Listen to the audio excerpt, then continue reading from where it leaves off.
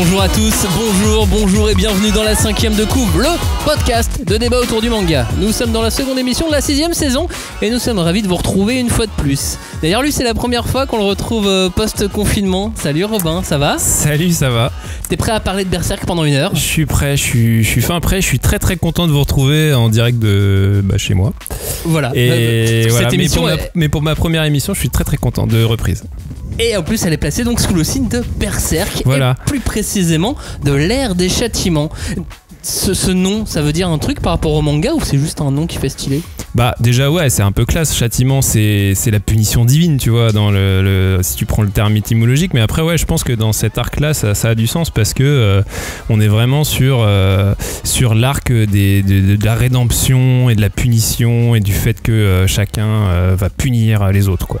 Ça signifie quoi pour vous, les autres justement, cette ère des châtiments ? Ça a un sens par rapport au manga ? Alors moi je reste toujours un petit peu bas du front et tu vois quand je lis l'ère des châtiments pour moi j'ai limite quasiment une impression de tu sais du genre de film Rape and Revenge, tu vois. Oh là là. Guts il a pris cher dans l'âge d'or, là il vient et en plus on le ressent vraiment dans son caractère au début de ce cycle là, il vient pour faire distribuer les tatanes. J'aimerais bien dire rendre justice mais c'est pas ce qu'il fait. C'est pas ce qu'il fait, il vient vraiment décharger sa haine, décharger sa rage. Et du coup, l'ère des châtiments, Guts est un peu un dieu vengeur dans cet arc-là pour moi. On parle de Berserk, on parle de l'ère des châtiments. Nous sommes la 5e de Couve, c'est parti. On ne pousse pas, s'il vous plaît. On ne pousse pas, c'est inutile. Le public n'est pas autorisé à assister aux épreuves éliminatoires. Moi, je crois que je pourrais être un très bon ninja. À quoi vous jouez ? L'heure est grave, c'est pas le moment de faire les guignols. Mais on n'a rien d'autre à faire, on peut pas sortir. On va leur faire notre attaque secrète, l'attaque de la Tour Eiffel, ils vont rien comprendre. Et il faudra aussi parler des dessins animés, notamment des dessins animés japonais qui sont exécrables, quoi, qui sont terribles. Ah, les bâtards! Oh, this you crazy mother!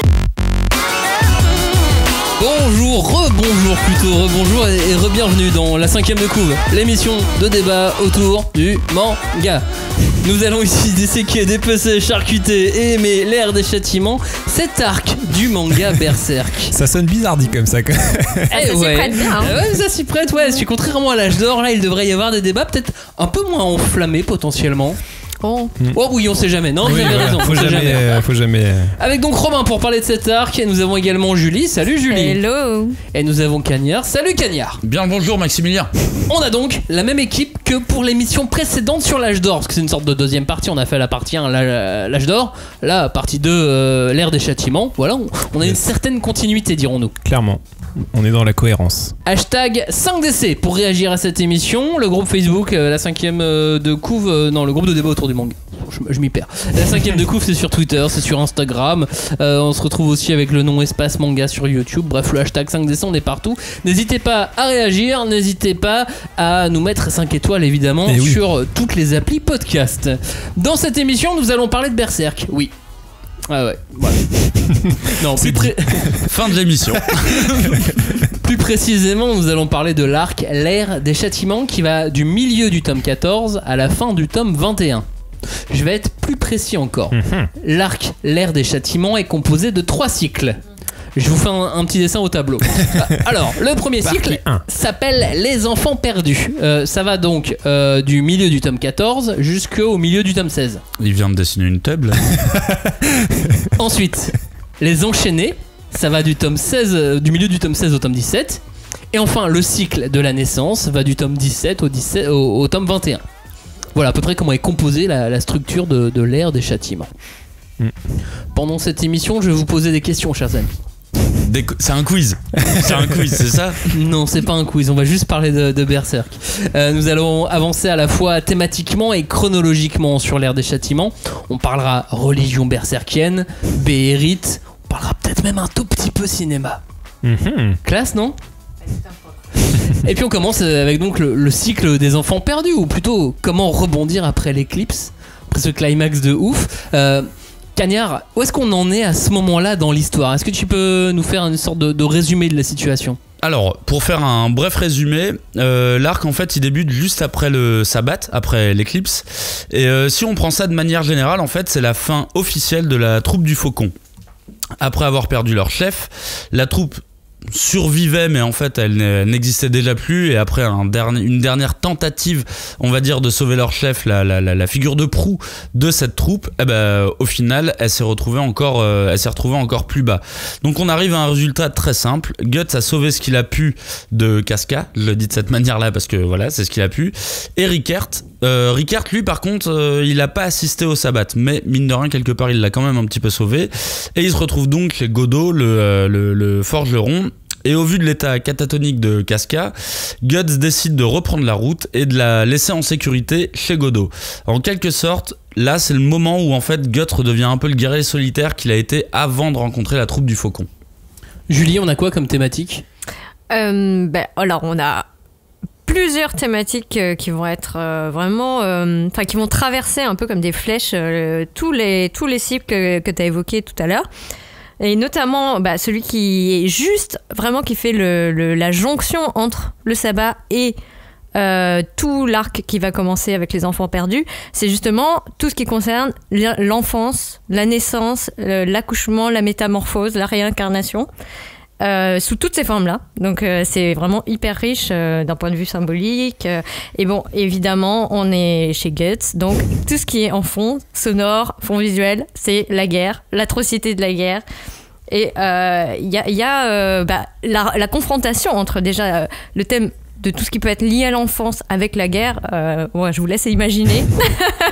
Voilà, le choc que ça va occasionner, quoi. On est dans un manga, on a un héros, un personnage principal, c'est Guts.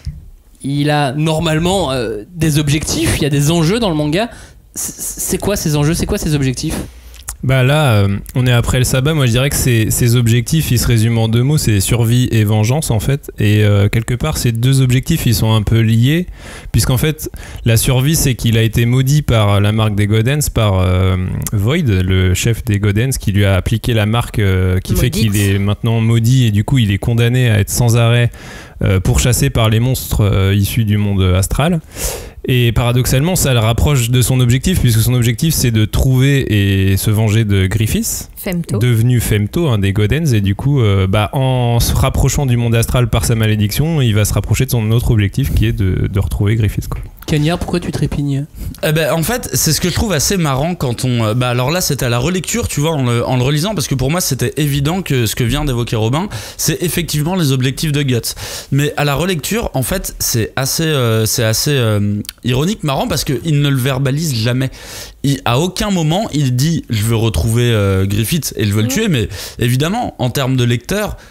Tu te mets à la place de Guts et tu te dis bah oui, évidemment il veut retrouver Griffiths, mais si on accole ça à son deuxième objectif, celui de sauver Casca, Casca elle est catatonique, tu vois, en quoi aller buter Griffiths va l'aider à retrouver Casca? En fait, c'est pas qu'il y a aucun sens, mais je pense qu'il y a une sorte d'implication du lecteur qui est tellement claire, et comme dit Robin, il y a un objectif qui est quand même... La marque va finir par l'amener sur la voie de Griffiths, mais en termes de Casca, il n'y a aucun objectif là-dedans, tu vois. C'est juste, je veux trucider des gens. Oui, mais il veut quand même sauver Casca. Oui, mais il ne fait rien parce que Casca, elle n'a pas été maudite. On lui a pas jeté un sort. Elle a été violée. Elle a la marque. Et du coup, elle a la marque, mais tu vois, Guts réagit pas de la même manière qu'elle.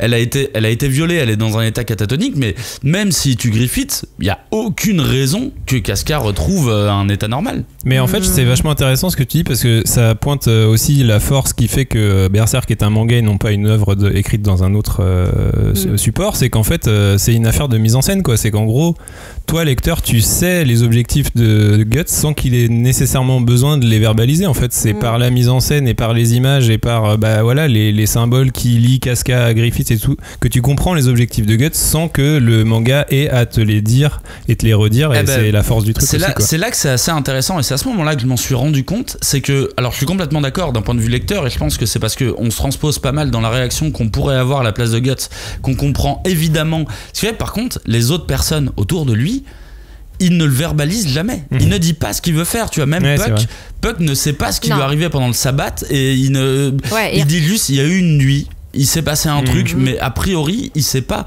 Et je trouve ça assez marrant que tu vois tout tourne autour du ressenti de Guts, du ressenti du personnage principal de Guts, mais qu'en fait les personnages qui l'entourent ne savent absolument pas ce qu'ils sont en train de faire.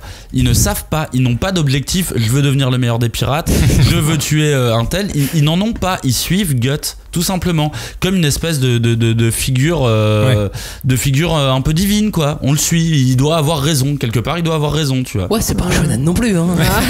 Oui, mais j'avais déjà parlé de cette théorie qui pour moi l'âge d'or c'est le shonen, et on passe dans la phase seinen de Berserk.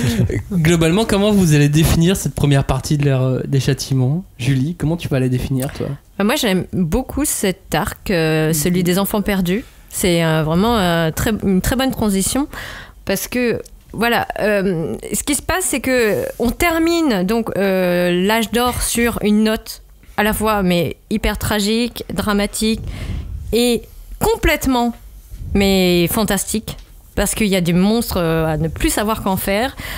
Et on va continuer, en fait. Le fantastique va vraiment s'instaurer dans la quotidienneté, on comprend que grâce à cause de cette marque, maintenant Guts il est contraint de vivre avec le fantastique tout le temps, et surtout la nuit il ne dort plus parce qu'il est tout le temps harcelé par les démons. Je suis d'accord avec toi, parce que dans la première partie de Berserk, en fait, c'est des touches de fantastique qu'il y a quand il tombe sur des démons, sur plus le sabbat et compagnie. Ouais.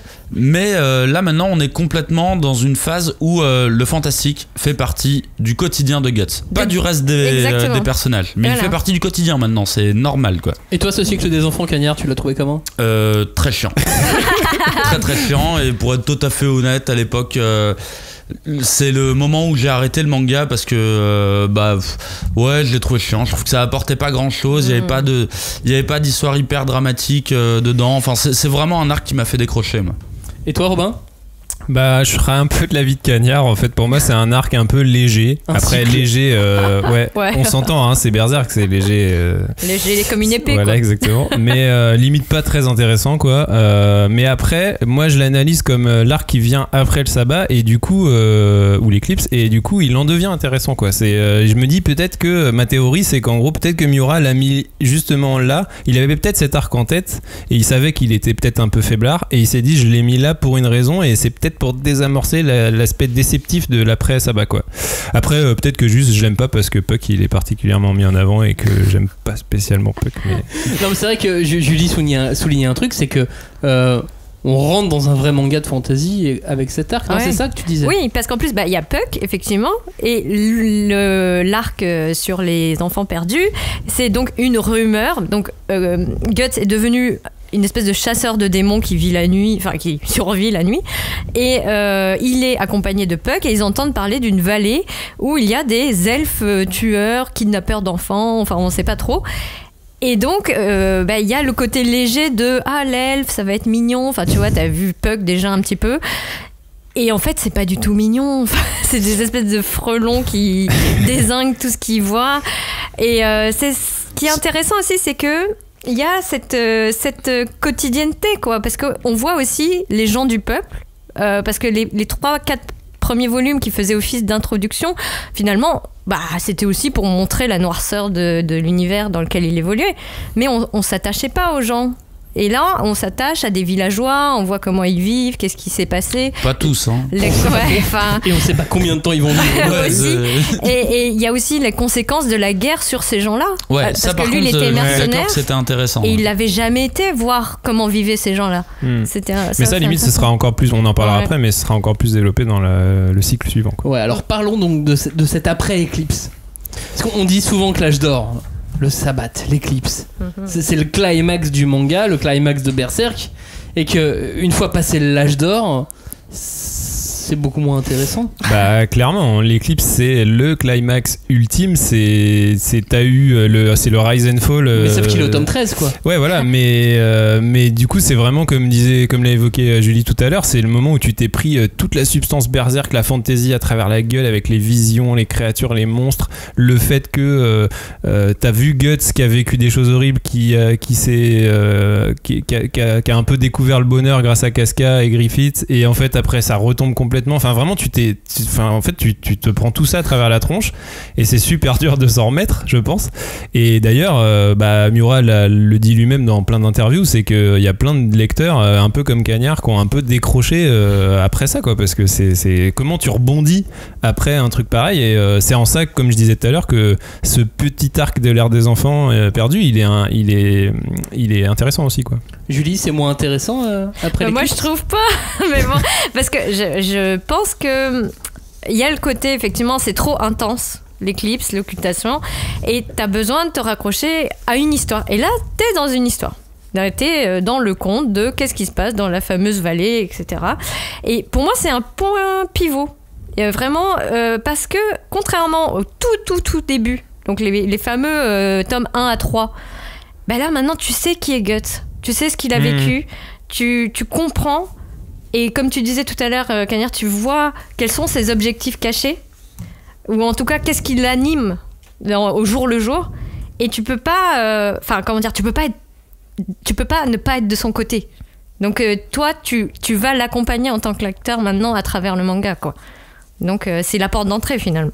Oui, tu comprends un peu plus Guts maintenant que ce que tu pouvais dans les 3 premiers tomes. Au tout début du manga, forcément. Cagnard, toi, on pouvait rebondir après l'éclipse ? Bah pour moi c'était impossible et quand je dis c'est impossible, c'est que c'est pas une théorie, mais j'ai une impression de certains bouquins, de certains films, de certaines séries où en fait le mec a été tellement bon dès le début que ça devient super compliqué pour lui après de rattraper ce niveau-là. Et tu vois, typiquement dans One Piece, c'est l'arc d'Alabasta pour moi. Ouais. Et pourtant, j'adore ce qui se passe après, il y a aucun problème, j'aime beaucoup, mais c'est jamais à ce niveau-là. J'ai jamais réussi à retrouver. Tu vois, la série Luther, je trouve que c'est le meilleur exemple qui existe. La saison 1 était tellement forte, la suite est très bien, et vraiment, je les ai regardés avec plaisir, mais j'arriverai jamais à retrouver ce niveau parce que exactement, si on fait une comparaison avec la série Luther, alors je vais éviter de spoiler la série Luther, mais en fait, au tome 12 ou 13, Guts a tout perdu déjà. Et c'est à peu près le cas dans la saison 1 de Luther. Et je pense que c'est un cas qui est tellement désespéré que tu te dis en fait, qu'est-ce que tu pourrais lui faire perdre de plus qui pourrait le rendre encore plus, tu vois, furieux, triste et compagnie. Et du coup, j'ai du mal à imaginer comment on pourrait surpasser ça. Mais c'est pas grave, ça en restera une œuvre majeure. Mais moi je sais très bien où est l'œuvre majeure dans Berserk. Enfin pour moi, c'est subjectif bien évidemment, tu vois. Mais c'est vrai que c'est le cas de plein d'auteurs, de mangaka ou de réalisateurs. Quand ta première œuvre est un chef-d'œuvre, c'est super dur. Qu'est-ce que tu fais ensuite, Mathieu Kassovitz, tu vois, avec La Haine. J'étais en train de penser à ça au moment où je le disais. Mais surtout que pour le cas Miura, c'est un peu ça aussi, c'est que Berserk c'est son premier manga vraiment depuis 40 important tomes. Quoi, tu vois. Non mais même même à l'époque quoi, c'était son il n'était pas connu avant quoi. Et pour un mangaka finalement, si on veut faire une analogie par rapport au cinéma, l'âge d'or c'est Berserk 1, l'ère des châtiments c'est Berserk 2. Oui. Alors est-ce que le 2 est mieux que le... Enfin, tu vois, regarde l'Empire contre-attaque. Il y a plein de gens, on va pas aller là-dessus. Non mais il y a plein de gens qui préfèrent l'Empire contre-attaque et c'est normal, c'est subjectif de toute façon. Mais effectivement, j'ai cette sensation dans l'âge d'or où le mec a tellement mis tout ce qu'il avait que ça va être très compliqué de pouvoir remettre tout ça. Tu vois, en tant qu'auteur, je pense, tu vas avoir du mal à pouvoir balancer autant de sentiments, autant d'émotions, autant de trucs dans un autre arc. Et jusque-là, pour le moment, j'ai pas réussi à le retrouver dans Berserk. Ça va peut-être arriver, hein. Puis, j'aimerais avoir tort. Il faut peut-être pas avoir l'intensité de l'âge d'or tout le temps. Ah bah non. Bah non, pas tout le temps. Sinon, toi, le lecteur, tu pètes un câble. Bah non, mais tu vois, il y a des mangas qui s'en sortent très bien là-dedans. Je veux dire, tu vois, Naruto, je trouve qu'il y a typiquement plein de séquences très fortes, mais il arrive à les enchaîner. Hunter, je trouve qu'il y a plein d'arcs très forts. Ils ont l'arme de l'humour que tu peux avoir un peu moins dans Berserk. T'as Puck pour le faire, donc du coup forcément d'où le cycle des enfants. Non mais je veux dire que c'est possible, tu vois, c'est possible à faire, mais c'est très compliqué. C'est vraiment très compliqué. Quand t'as mis ce niveau d'intensité, bien sûr. Donc avec le cycle des enfants, on revient au début du manga, on reprend limite l'histoire là où elle aurait dû aller au tout début en fait. On est au tome 1 quoi presque. Bah ouais, parce que c'est marrant parce qu'en plus je rebondis un petit peu sur ce que disait Cagnard sur comment comment tu rebondis sur l'âge d'or. Et ce qui est marrant, c'est que l'âge d'or qui est l'arc qui a marqué tout le monde, il nous met en scène un Guts qui n'est pas le Guts de Berserk en fait. C'est on n'a pas encore ce truc de, enfin c'est pas le Guts, le Mad Max du début, le chasseur solitaire avec son épée gigantesque, son bras mécanique et sa voiture et sa voiture qu'il n'a pas encore, mais son arbalète et tout ça et ses petits couteaux et tout, et genre donc du coup l'espèce de chasseur solitaire que t'avais vu dans les tomes 1 à 3, tu l'as abandonné pendant tout l'âge d'or, et en fait là il revient, et là on retrouve effectivement on a le Guts du début, le Mad Max du début, mais effectivement comme disait Julie, avec ce qu'on sait qui lui arrive, quoi. C'est ça qui est intéressant. Julie? Alors moi, je trouve que ce qui marche bien dans cette reprise, finalement, là où il raccroche correctement les wagons, c'est que tu vois qu'il utilise des thématiques et qui font des motifs qui reviennent régulièrement, et à tel point qu'à un moment on se dit, donc déjà il y a les graines scénaristiques pour vraiment étirer le récit jusqu'au tome 40 quoi maintenant, et plus, ouais. Mais il y a également une espèce de pattern, c'est-à-dire que tu vois donc le héros solitaire, la nuit tombe, la marque commence à saigner, oh tiens, bizarrement il y a des démons, des apôtres, et il y a toujours un public, ça va être un innocent, quelqu'un qui ne connaît pas le monde démoniaque, qui va être confronté à la limite de son savoir. Et là, qu'est-ce qu'il va ressentir, cette personne qui ne connaît rien finalement, face à Guts qui est revenu de tout et qui fait ça tous les jours. Donc, il y a un peu, il y a ce pattern-là scénaristique qui va revenir et qui s'intensifie jusqu'au moment où enfin il va petit à petit, mais genre millimètre par millimètre, se rapprocher de ses objectifs. Mais je suis d'accord que c'est un truc qui apparaît dès le début, ça, pour le coup, que pour Guts, c'est normal. Ouais. Dans les 3 premiers tomes, alors qu'il y a toujours un témoin qui découvre le truc, quoi. Mais c'est marrant parce que ce pattern scénaristique dont tu parles, Julie, Miura il le dit lui-même, hein, d'ailleurs, que dans ce cycle des enfants perdus, il l'a structuré exactement de la même manière que le tout premier avec le Slug Baron, là, le baron Limace. C'est-à-dire qu'il est vraiment construit de la même manière. T'as effectivement les témoins, le fait de la rencontre avec cet apôtre, une petite partie flashback sur le passé du méchant, ce qui fait qu'à la fin il y a eu le combat, l'affrontement dantesque, et à la fin en fait c'est Guts qui embrasse la figure de personnage monstrueux en fait, c'est-à-dire que Guts a dû se rendre aussi monstrueux que la créature qu'il affronte pour la vaincre. Donc ça en fait ça c'est quelque part, ça pour moi ça valide un petit peu entre guillemets la théorie que je disais tout à l'heure, c'est qu'en gros il a vraiment Miura selon moi mis cet arc dans des espèces de rails exprès pour un petit peu remettre l'histoire dans, après voilà la claque du sabbat, nous remettre dans une histoire qui est sur des rails connus, quoi. Bah, nous remettre dans la chronologie de l'histoire, voilà. En fait. Et moi je pense que c'est un des trucs qui m'a un petit peu qui me dérange, même si j'aime beaucoup tout ça. Je trouve que en fait du tome 1 au tome 22, 21, on a dit 21, je trouve que scénaristiquement, d'un point de vue temporalité, je trouve que il y a une boucle scénaristique qui se referme enfin. Parce que je trouve que c'était quand même un petit peu le bordel, tu vois. Mine de rien, depuis le début, tu suis tome 1 à 3, il est adulte. Après, on revient sur sa jeunesse. Après, on revient sur le présent, ce qui lui est arrivé. Après, on saute 2 ans en avant. Et en fait, je pense que c'est aussi une preuve de jeunesse dans son récit, et de je pense à un truc, je vais le mettre, tu vois. Et en fait cette histoire elle est vachement bien, alors vas-y, je vais la continuer, ça va pas être que un flashback. Et même si je trouve ça a été une des choses qui ont fait que j'ai bien aimé Berserk, je trouve qu'en termes de construction scénaristique c'est un peu dur à suivre quand même. Il y a des moments où, tu vois, typiquement, juste après le sabbat, après l'éclipse, j'étais un peu paumé dans la temporalité. En fait, je me souvenais quasi plus que Berserk, que Guts au début. Il était pas jeune, tu vois, qu'on le découvrait déjà adulte.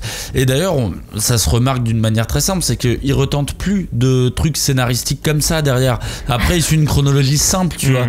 Alors qu'il y a d'autres flashbacks qu'il peut faire et compagnie, mais je pense que Je sais pas, hein, c'est une idée de ma part, mais je pense qu'il a été un peu embarqué dans son histoire à moitié et en se disant attendez, mais il faut que j'explique ça avant, sinon les gens ils vont pas comprendre ça derrière.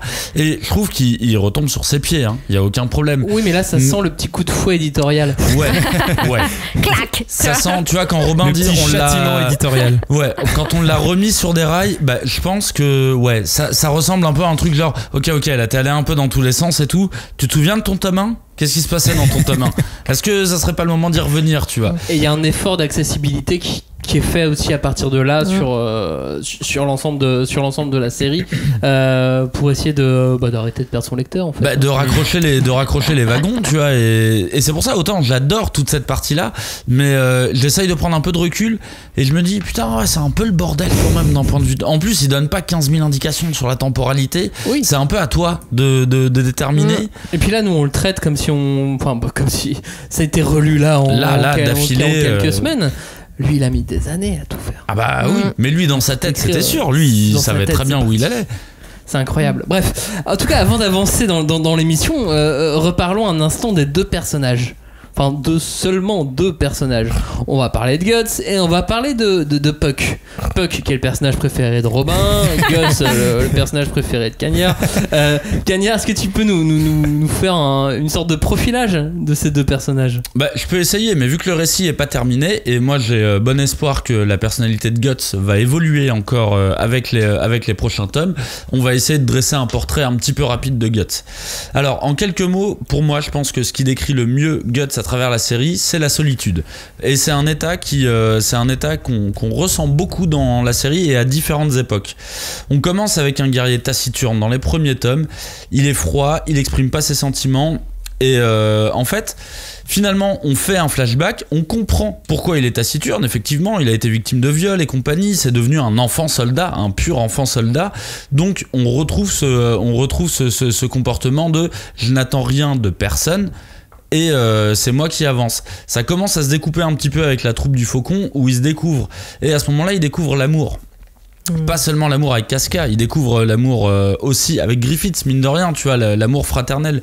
Mais même à ce moment-là, ce que je trouve intéressant, c'est que ça reste en solitaire. C'est aussi pourquoi il quitte la troupe du Faucon. Et qu'il les laisse un petit peu en galère, et d'ailleurs on lui en veut un petit peu, enfin la troupe lui en veut pour ça. Et après la trahison de Griffith, on le retrouve accompagné par Puck qui alors c'est marrant parce que je trouve que Puck ça pourrait il pourrait être un de ses anciens compagnons de la troupe en fait. Il pourrait être l'aspect comique, tu vois, d'un de ses compagnons. Il y en avait déjà dans la troupe qui était là uniquement pour faire des blagues, même s'il mettait des coups de classe. Et Puck il est là, il lui rappelle un petit peu en fait il le ramène à une espèce de normalité de la moralité humaine. Et dans l'arc qui nous intéresse, c'est souvent Puck qui lui dit mais on ne peut pas faire ça, on ne peut pas abandonner telle personne, on ne peut pas sacrifier telle personne. Et en fait Puck d'un point de vue comportemental, je trouve qu'il est vachement humain, plus que Guts sur certains points, et c'est en ça que je le rapproche beaucoup de la troupe d'un copain de la troupe du Faucon en gros quoi. Et du coup Puck au niveau du caractère, bon c'est une saloperie hein. Moi je suis d'accord avec Robin vraiment, mais ça reste quand même une mine d'infos sur l'univers, tu vois, sur l'univers de Berserk. Et autant je ne l'estime pas comme personnage caractérisé, par contre pour moi c'est un personnage Wikipédia. Il connaît énormément de choses. Et il dit pas tout en plus. Mais il connaît énormément de choses sur les fées, les elfes. Enfin, tu vois, typiquement, les fées, c'est lui le premier à dire mais non, mais ça, c'est pas du tout des fées. Enfin, alors moi, je suis une fée, je peux vous le dire. Et je trouve que c'est un peu comme un index dans un univers, comme disait Julie, un univers qui est devenu totalement magique. Puck, il a ce côté index magique. Je peux vous dire ça, c'est possible. Ça, c'est pas possible. Et il est là pour expliquer l'univers. En fait, ouais, il a un peu la fonction du narrateur. Tu sais, dans les récits, ce que je sais plus comment on appelle ça, narrateur homodiégétique, un truc comme ça. Enfin bref, c'est le narrateur qui sait quoi et qui te raconte ce qui se passe. Et il a un peu ce rôle-là, sauf qu'il est mis en scène dans le récit quoi. C'est pas. Il est mis en scène comme, tu vois, exactement comme Julie disait que les monstres. Tu vois, Guts permet à beaucoup de gens de voir des monstres. Puck, il a ce pendant positif. Tu vois, les personnes qui peuvent voir Guts, qui peuvent voir Puck, putain, je viens de me rendre compte de la ressemblance de nom. Ça fait mal. Mais tu vois, ça veut dire que c'est des gens qui commencent à pénétrer dans l'univers. Pas forcément du côté négatif, mais ils ouvrent les chakras. c'est une entrée. Ouais. C'est une entrée positive au lieu de jouer un démon. Ils entrent dans le cercle de confiance de Guts. Et en fond, il y a une sorte d'art. L'art de la chasse. Bah alors là c'est vraiment un truc qui m'a intéressé dans le début de l'arc, c'est que Guts au début de cet arc, il est vraiment en mode chasseur et limite l'argument de la vengeance, tu le ressens, je trouve pas tellement.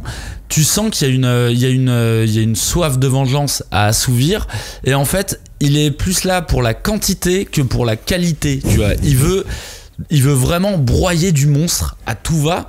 Et d'ailleurs c'est d'autant plus intéressant quand arrive la troupe des chaînes sacrées. Des chaînes sacrées, parce que ça devient un chasseur chassé. Il doit continuer sa quête, il a pas le choix, mais en même temps il est chassé. En vrai, ça a pas l'air de trop l'intéresser, les gens qui le chassent, tu vois. Mais il se fait capturer par eux, tu vois. Il se fait quand même capturer. Les démons n'ont pas réussi à le capturer, des humains ont réussi à le capturer. Ouais, vite fait. Hein. Oui, mais quelque part, c'est aussi parce qu'il s'est assagi.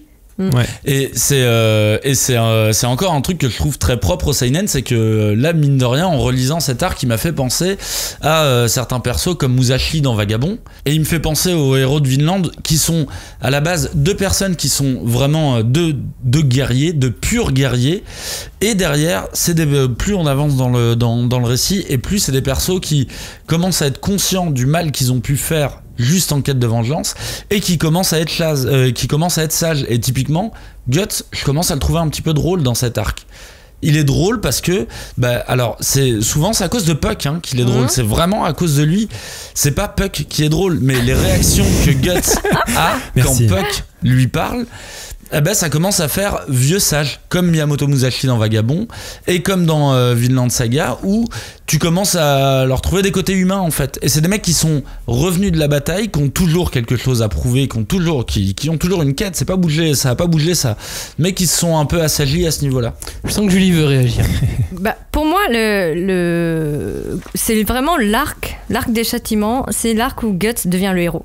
Où toi, en tant que lecteur, déjà tu t'engouffres à sa suite.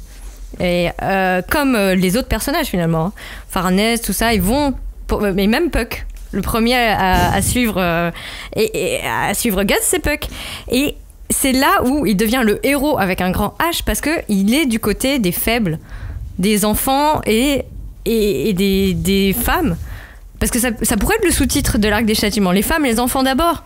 C'est vraiment toute une part. Tuer d'abord. Tu dirais que c'est à ce moment qu'il est vraiment. Parce que pour moi, Guts, il est un peu du côté des faibles, un peu malgré lui, tu vois. Ouais, c'est pas son but, d'accord. C'est pas son objectif, quoi. Mais parce que, comment dire, c'est pas son objectif, mais il a tellement d'envergure que les enfants ou les personnages faibles peuvent choisir d'être à son côté, tu vois, d'être plutôt de son côté plutôt que d'autres qui disent mais non, on ne va pas par là, il est super dangereux, il est chelou, on sait pas, il parle tout seul, parce que quand on voit pas Puck, il parle tout seul, enfin il faut se rendre compte de ça aussi. Et il a des armes partout, il pue le sang, enfin il est tout le temps dans des endroits reculés parce qu'il veut pas se mélanger avec les gens on va dire normaux pour pas leur attirer des merdes, mais ça arrive fatalement.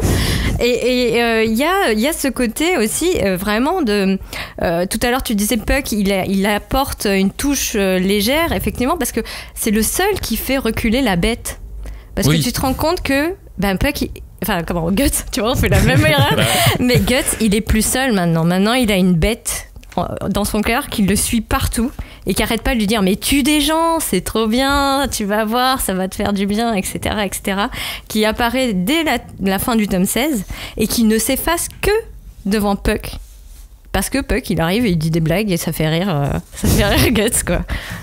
Au final, les enfants perdus, ça va rester un cycle assez court par rapport au dernier. C'est pas le plus court, ceci dit. Mais en fin de lecture, qu'est-ce que vous en concluez? Cagnard, t'en conclus quoi toi sur ce cycle-là? Juste sur les enfants perdus. Que Miura il salit tout. Il a cette capacité, tu vois, même les fées, il réussit à salir ça. Et honnêtement, j'adore ce principe. Et même si c'est un cycle que j'aime pas, je trouve ça génial d'avoir pris quelque chose de féerique et de l'avoir sali. Mais vraiment, j'aime bien ça. Julie, c'est quoi ta conclusion, toi ? C'est exactement ce qu'il dit, parce qu'il fait dire à Guts, on n'est pas dans un conte pour enfants. Et tout se présente comme un conte pour enfants. Et en fait, tu te rends compte que non, c'est pas le conte de fées. Et moi, j'appelle ça le Peter Pan détraqué, quoi. C'est ta théorie, ça. Ouais. Parce que, alors déjà, le personnage. Alors, le Peter Pan détraqué. Tu te rends compte que donc il y a eu donc un monstre qui vient enlever les enfants et qui a l'apparence d'un grand elfe. Une espèce d'être ailé, donc volant comme Peter Pan, qui en fait se révèle être une jeune fille, mais vraiment à peine, tu vois, 12-13 ans, quelque chose comme ça, qui n'a pas connu la sexualité, mais qui est dans donc, le monde des adultes, un monde qu'elle ne veut pas connaître, qui sont clairement des ennemis. Et là où Peter Pan, bon, il leur fait des blagues, il coupe une main au Capitaine Crochet, tu vois, et ben là, elle les tue, ou bien elle les transforme en insectes, pour les rendre esclaves de son besoin d'avoir son royaume et de pouvoir évoluer vraiment là où les adultes lui ont fait du mal, elle leur fait payer, mais au centuple. Et je suis d'accord que les elfes, entre eux, ils sont vraiment au royaume des enfants perdus. Ils sont vraiment genre, on n'a pas besoin des adultes, on peut très bien s'amuser entre nous, pas vivre, s'amuser entre nous. Tu vois. Alors si je peux réhabiliter Peter Pan, c'est le crocodile qui mange la main du... Oui, mais c'est Peter Pan qui l'a coupé. Ah oui, je me rappelais plus. Je croyais que c'était crocodile. Il y a une chanson. On est des enfants perdus. Ah, mais je confonds avec le Loisel. Mais je crois qu'il y a dans Berserk aussi des chansons comme ça. Il y a des petites chansons. Et donc, pour revenir sur le Peter Pan détraqué, clairement, l'arc des enfants perdus, t'es dans une vengeance d'enfants, mais sous le filtre du truc hyper sanglant du conte pour adultes, que tout le monde va trouver ça traumatisant, horrible. Et là où il est très fort, Miura, enfin, où j'ai trouvé c'était très intelligent au niveau de la mise en scène, c'est que quand Guts il aplatit genre une centaine, tu vois, de nuées de frelons démons, et ben une fois qu'ils sont morts, ils reprennent leur corps d'enfant et tu te retrouves avec une hécatombe d'enfants morts. Et tu te dis mais mon Dieu, mais tu ouvres ça dans le métro, t'es enchanté quoi, les gens te regardent par-dessus ton épaule. T'es dans un autre Wonderland quoi. Ah ouais. Non. De toute façon le nom du cycle, les enfants perdus, ça fait de toute façon ils sont perdus, Peter Pan. Mais c'est surtout, enfin pour moi, tu vois, ce que j'en ressors, c'est aussi que la magie c'est qu'un vernis et que si tu grattes un peu, c'est pas du tout, c'est mortel, ça c'est sûr, c'est fatal pour tout le monde. La magie est une espèce de piège pour les humains dans ce monde-là. Clairement, et surtout, la cruauté n'est pas réservée qu'aux adultes et aux monstres. Ouais. Oui, c'est vrai. Personne n'est à l'abri. Et les enfants peuvent être encore plus cruels. Attention. Pas dans ce cycle-là. Les enfants, ils sont plutôt purs justement. En fait, ils sont tellement purs qu'ils croient. Ouais, mais elle, pour le coup, celle qui devient l'apôtre à la fin, elle fait preuve de cruauté. Vraiment, tu sais, en plus, une cruauté un peu ultime d'enfant, quoi, justement. Ouais. Quoi. Oui, les mais enfants, une des fois, fois qu'elle est transformée en monstre. Mais à la base, c'est pas une enfant cruelle. Ouais. Non, bien sûr que non. Mais ça, c'est les apôtres. Et enfin, graphiquement, en plus, je trouve qu'elle est très réussie. Parce que c'est un très bel apôtre, en fait. Là, d'habitude, c'est des espèces de limaces affreuses et tout. Elle devient quand même dégueu à la fin. Évidemment. Je suis d'accord avec toi. Parce que la monstruosité avance et prend le pas, quoi. Mais elle est dégueu. Passons à la suite parce que en fait ça fait que 2 tomes là, ce dont on parle. Non mais c'est un peu débordé évidemment sur la suite de l'ère des châtiments, mais c'est très dense évidemment. On va parler des enchaînés, on va parler de la naissance, les 2 autres cycles. On arrive sur le gros morceau de l'arc l'ère des châtiments, composé de ces 2 cycles, mais qui finalement vont se fondre ensemble. Là, on a du mal à les différencier l'un et l'autre. Ouais, pour moi c'est un peu la partie que j'appellerais du vrai Guts entre guillemets, quoi. C'est on a retrouvé notre chevalier noir tel qu'il était au début du manga dans sa quête de vengeance, dont on a compris désormais tous les tenants et les aboutissants. On a eu droit à notre mini arc de transition qui nous a bien remis dans les rails et tout ça. Et là maintenant on est sur la quête du Guts rédempteur, vengeur commence, quoi. Et là la noirceur de l'ensemble, elle prend corps, quoi, dans cette espèce d'arc global, quoi. Là c'est con, mais en fait là il doit sauver Casca là. Là, il doit vraiment la sauver, vu que Casca s'est enfui de chez Godot. Là, maintenant, il doit la retrouver. Là, on a un vrai objectif formulé de Casca et qui va d'ailleurs être l'objectif de tout ce cycle au final. Julie. Alors moi, ce que j'adore, c'est le fond qui est pour moi ce que j'appelle le bingo du Moyen-Âge. Ah ben parce que c'est génial. Alors, j'ai listé épidémie, peste, fanatisme et corollaire de chasse aux sorcières, inquisition, torture. Voilà pour le préambule. Ça sera le nom de ton album extrême, de rap. Pauvreté extrême, famine, prostituées et moines. Je l'ai, c'est Paris. Chevalier paillard. Et là, Bingo AULT à la fin, bien sûr. Et quand t'as toutes les colonnes alignées, ça fait des prophéties et des miracles. N'est-ce pas magnifique? Enfin, plus des miracles, très les peu. miracles, très peu. Et puis des œufs humains. Enfin, des œufs humains. Quelle importance revêtent ces béérites? Ah, les œufs durs. Ouais. Les œufs durs, durs, bien durs. Oui. Non, un peu mollet quand même parfois, mais. On les a pas ouverts encore. Hein. Ah, berk. Julie, ces béérites, c'est mystérieux, c'est quoi? Bah, on se demande ce que c'est à chaque fois. Mais tu sens que. Enfin, c'est quand même annonciateur des pires catastrophes qui puissent arriver, puisque finalement, au fil des tomes, quand on arrive au cycle de la naissance, on sait déjà que c'est l'élément qui va te permettre de réaliser un vœu auprès des God Hands, qui sont quand même les démons ultimes. Donc, ils font généralement... Enfin, ok, ils accordent tes vœux, mais en échange de quelque chose qui a énormément de prix. Donc, toute la troupe du faucon, genre, wouhou, génial. Mais... Enfin, il faut quand même se pencher sur le personnage de ce moi j'ai appelé la béérite humaine, mais je sais qu'il y a un nom officiel. Je crois que c'est l'œuf du monde parfait. Oui, c'est ça. Ouais, exact. Puisque arrivé donc au tome 18, quand on arrive dans la tour, au pied de la tour de Saint-Albion, au camp des réfugiés, on a des ponctuations, des deux grands yeux qui s'ouvrent, qui offrent un point de vue sur le camp, sur Casca qui se perd dedans avec les prostituées, sur Guts qui arrive et qui commence à dézinguer des chevaliers, enfin voilà, normal quoi. Et puis, en fait, on se rend compte qu'il y a quelque chose de caché et les seules choses ordonnées dans cette béérite humaine, parce que, rappelons-le, la béérite, donc ça a une forme d'œuf, mais rien n'est aligné, ça a un nez, des yeux, une bouche, et en fait, ce n'est pas aligné, sauf au moment où l'invocation fonctionne. Et là, les deux yeux sont alignés. Et ça a effectivement une forme d'œuf. Mais c'est surtout, en fait, un humain transformé qui s'est transcendé, en quelque sorte, en béérite humaine, quoi. Et c'est la présence cachée, l'apôtre caché qui va répandre une espèce de climat hyper anxiogène tout autour de cette tour des châtiments. Ouais. Et ce qui est génial, c'est qu'en plus ce béérite humain, il est né dans les espèces de douves de la tour, là où ils mettent le charnier, où il y a tous les cadavres qu'ils jettent. Et en fait, il y a déjà un paysage fantastique, alors qu'en fait non, c'est juste la réalité, c'est des cadavres partout, mais il y a déjà cette espèce d'imagerie qui fait penser directement au sabbat et donc à ce que peut donner la métamorphose d'un béérite, juste dans le background dans lequel cet humain s'est transformé en béérite humain. Ça me fait vachement penser, après je parlerai des similitudes avec Gun, mais ça aussi ça m'a fait penser à Gun. C'est vraiment, je sais pas si vous vous rappelez le tout début de Gun, mais il y a le personnage qui vit dans les égouts et tout, ça m'a un peu rappeler ce truc du mec qui se transforme en monstre parce qu'il a vécu dans les abysses, quoi. En fait, on en revient à peu près au même stade que la dernière fois qu'on a vu la béérite, c'est-à-dire Griffith qui est dans les geôles. Parce que à la base c'est pas une béérite humaine là qu'on voit. À la base c'est un mec qui était tapis dans l'ombre, qui était désespéré. Mais en fait, c'est un humain qui n'a jamais pu éclore. Et c'est son... non, mais mine de rien, c'est son vœu. Ça reste son vœu, comme ça a été le vœu de Griffith. Et je trouve qu'on est déjà sur une ligne un peu parallèle de... ton vœu va être exaucé, mais par contre, ça vient toujours de quelqu'un. Ça vient pas... C'est pas, démoniaque et ça tombe comme ça. Ça vient de la volonté, de la noirceur de quelqu'un qui a pris très cher. Dans le cas de l'âge d'or, c'est Griffith.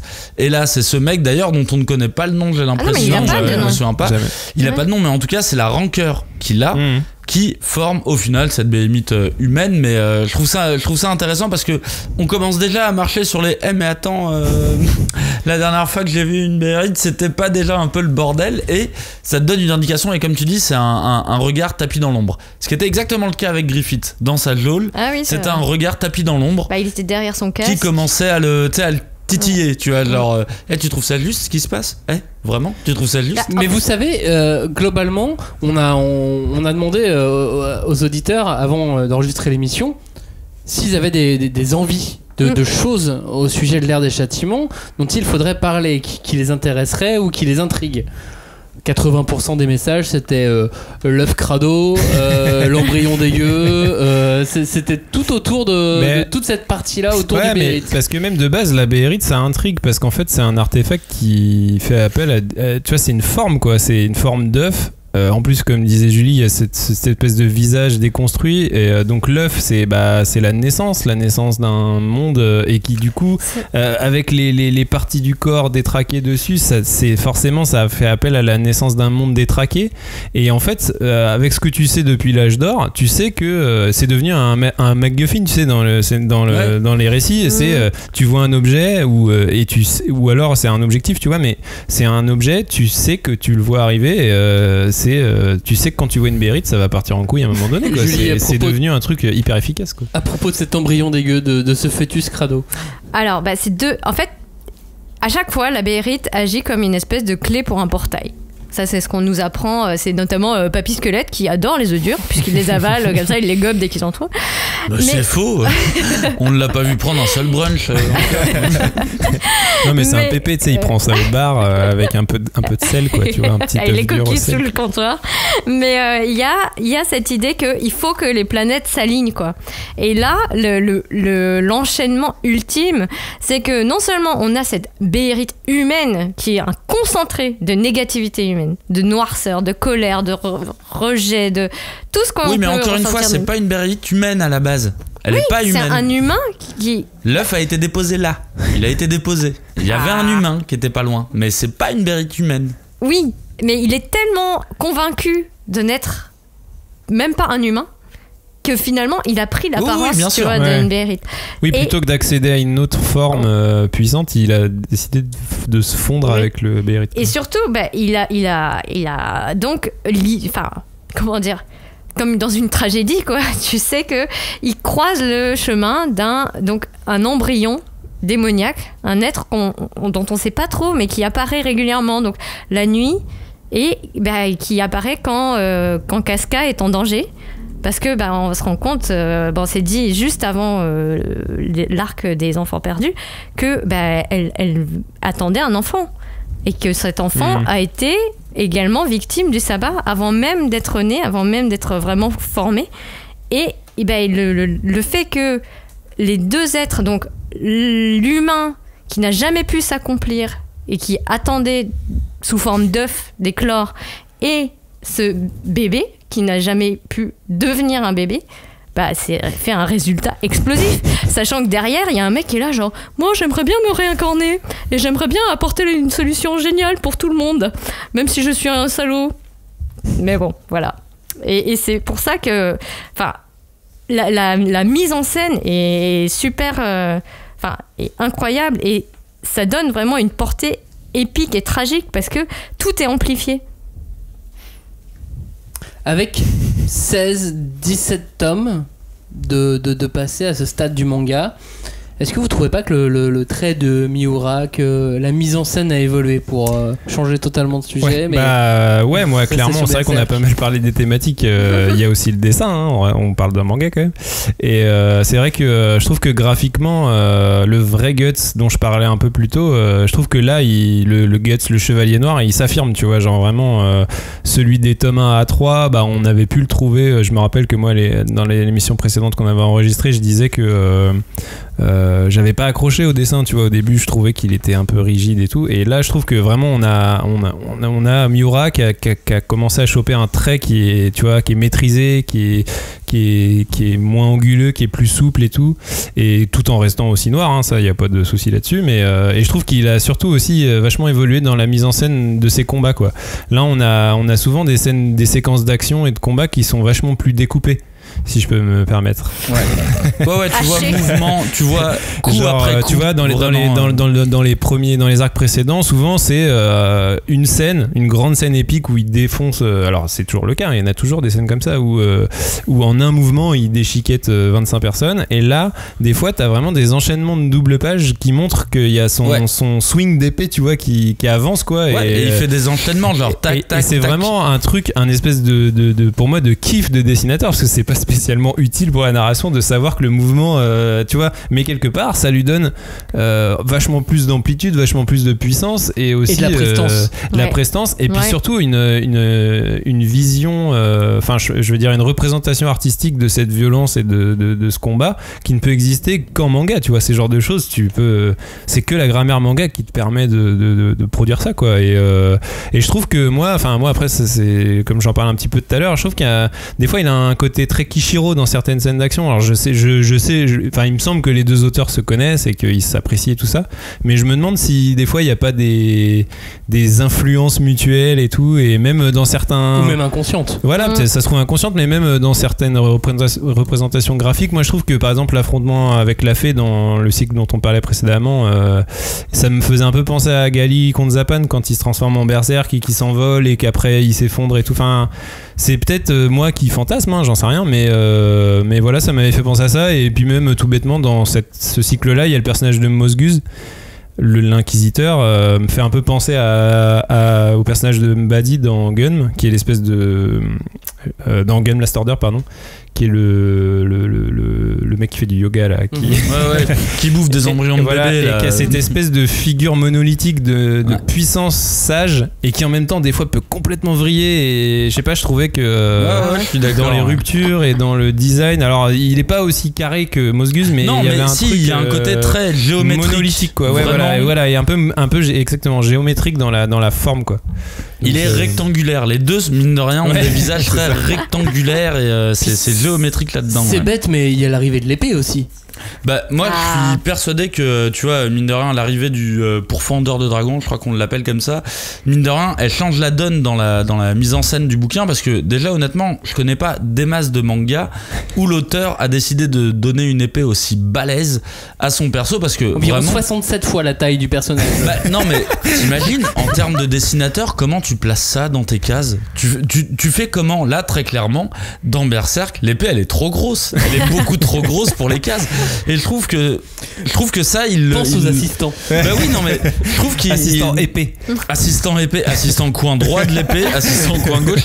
Mais je trouve qu'il s'en sert vachement bien, parce que de toute façon, l'épée de Guts, à part si c'est sur une pleine page, tu peux pas l'avoir en entière. Par contre, quand il met des coups, je trouve que justement, bah du coup, tu la vois en biais, tu la vois un petit peu à moitié. Mais je trouve qu'elle a un côté vraiment, c'est avec son design où il prend plus de place, parce que je pense qu'il a besoin de plus de place pour dessiner cette épée. Tu sens le côté massif.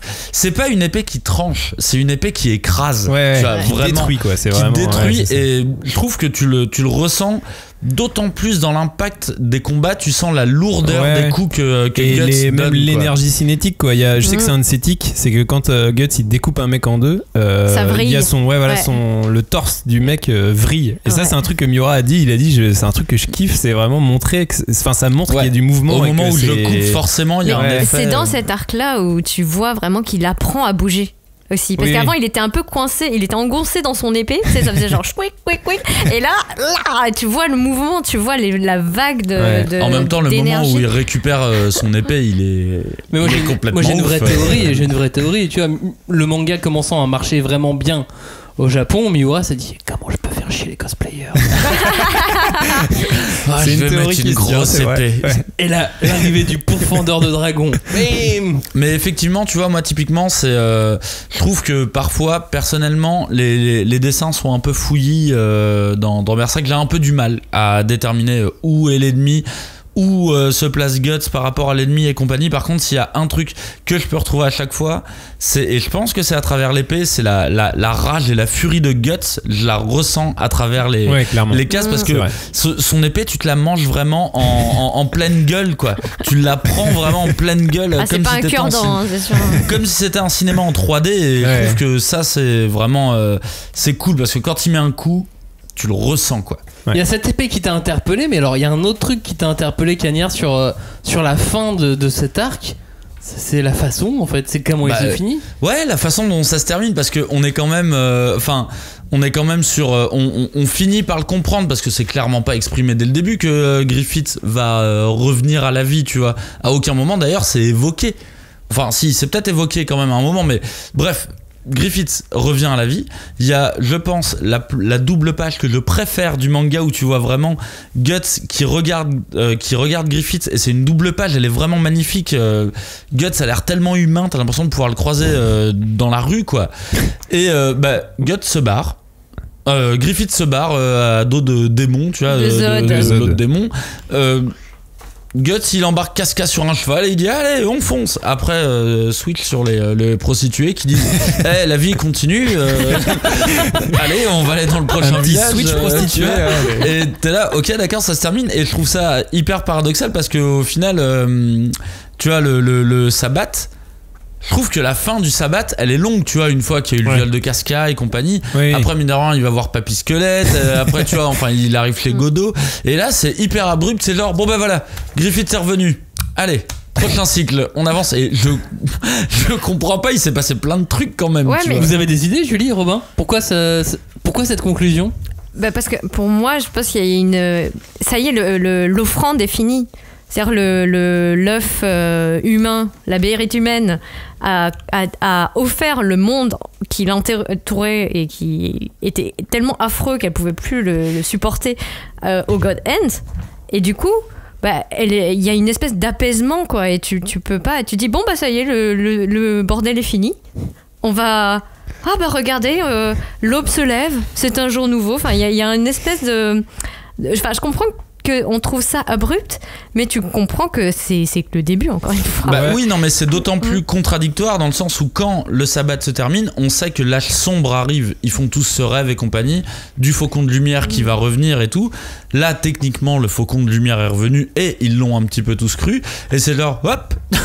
Ouais, mais je pense qu'en fait, c'est qu'on est arrivé dans le. Tu vois, la quête de Guts a pris son rythme de croisière, entre guillemets, et en gros, c'est une fuite en avant permanente, quoi. C'est-à-dire qu'il n'y a pas le temps de s'apesantir sur les choses, en fait. Les événements se succèdent et il faut que ça avance et il faut arriver à l'objectif, quoi. Comme dans la vie, c'est une succession d'épreuves. Tu vois, les prostituées avaient raison. Qui vont se reproduire encore et encore. Non, mais alors, autant au niveau des prostituées, moi je trouve que justement ça termine très bien leur cycle, tu vois, vraiment.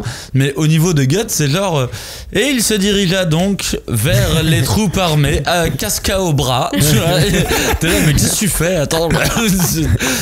Après tout ça, vous réussissez à dégager ne serait-ce qu'une thématique principale à propos de cet arc ?